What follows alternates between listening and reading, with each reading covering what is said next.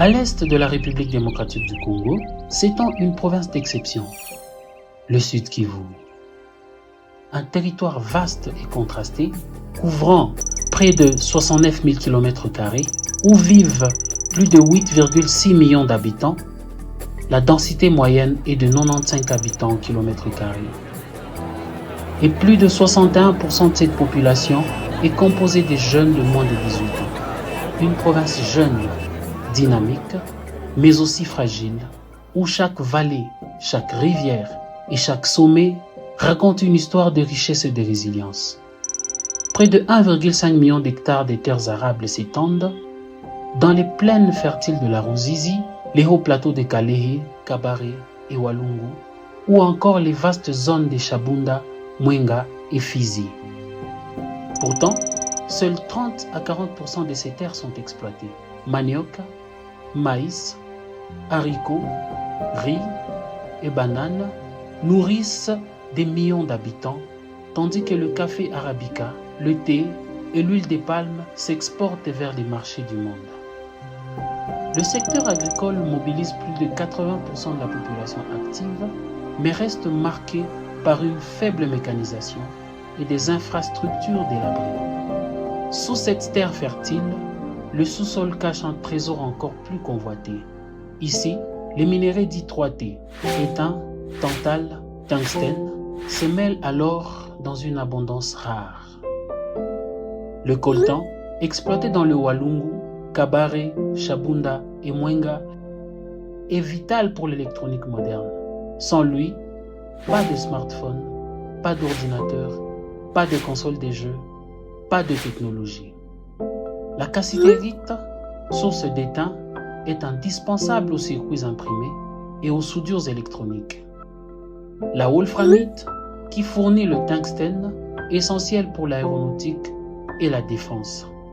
Quant à l'or, omniprésent à Kamituga, Lugushwa, Namoya ou encore les longs des rivières Ulindi et Elila, ces minéraux placent le Sud Kivu au cœur des chaînes d'approvisionnement mondiales. Le Sud Kivu est aussi un sanctuaire naturel.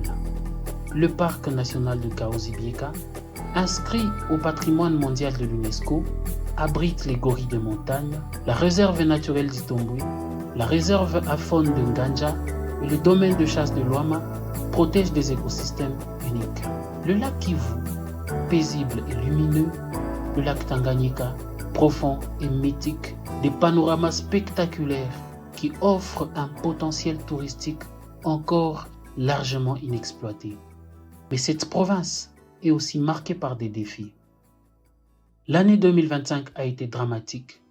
Bukavu, Uvira, ainsi que d'autres entités de la province sont tombées sous l'occupation des rebelles de l'AFC M23 et de l'armée rwandaise. Plus de 1,42 million de personnes ont été déplacées, près de 2 millions souffrent de faim et plus de 1000 écoles ont été fermées, privant jusqu'à 390 000 enfants de leur droit à l'éducation. Malgré ces épreuves, le Sud Kivu demeure une terre d'opportunités. Relancer l'agriculture, valoriser les ressources minières de manière responsable, développer le tourisme et investir dans les infrastructures sont autant de leviers pour bâtir un avenir durable et inclusif. C'est le cas du programme de développement de 145 territoires, à l'initiative et sous le haut patronage du président de la République démocratique du Congo, son Excellence Félix Antoine Tshisekedi Tshilombo, a enregistré des réalisations concrètes dans la province du Sud Kivu.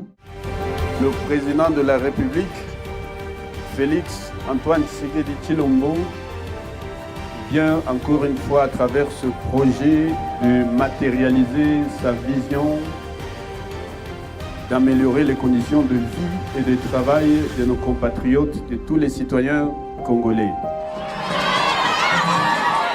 Suivant la vision du chef de l'État, avec l'engagement du gouvernement provincial dirigé par le professeur Jean-Jacques Purusi Sadiki, l'appui du gouvernement central, la province peut se relever.